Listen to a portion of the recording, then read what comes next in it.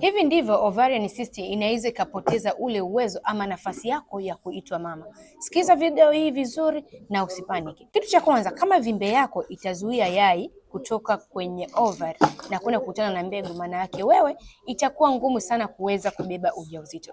Na pia kama uvimbe utaenda kubana mrija, maana yake itakuwa ngumu sana yai kuweza kukutana na mbegu. Na kitu kingine, kama uvimbe wako utaenda kuvuruga homoni zako na kujikuta hedhi yako haieleweki, na pia upevushaji wa mayai ukawa kwa kiwango kinachotakiwa, manake wewe itakuwa ngumu sana kuweza kubeba ujauzito.